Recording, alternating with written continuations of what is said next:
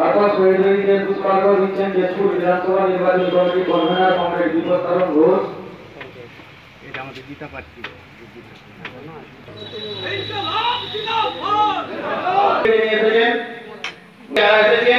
আমি অনুরোধ করবো নাম ঘোষণা না হলেও কৃষক সভা, সিআইটিউ মহিলা সমিতি, মজুর ইউনিয়ন, আমাদের যারা কর্মীরা মমতা বন্দ্যোপাধ্যায় কেসে দাঁড়িয়ে বলেছেন রামসের ভবন থেকে মানুষকে অত্যাচার করার নির্দেশ দিতে কি বলবেন? মমতা বন্দ্যোপাধ্যায় তো ওইরকমই, উনি যেরকম যা করছেন তাই উনি বুঝবেন।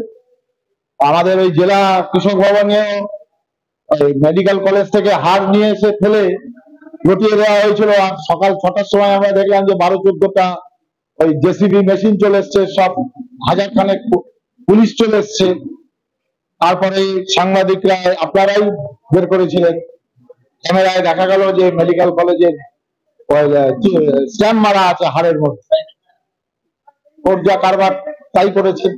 অনেকদিন পর কেশপুরে দাঁড়িয়ে তার কাছে সিপিএমকে আক্রমণ করলেন, তাহলে তো 26-এর আগে ভয় পাচ্ছে।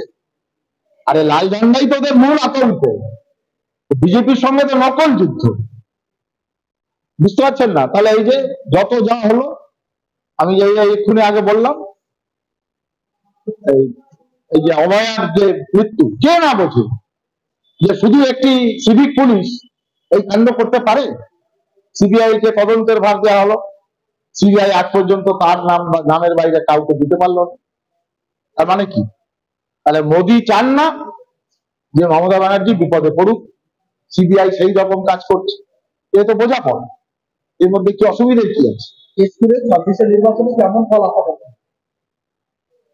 গোটা রাজ্য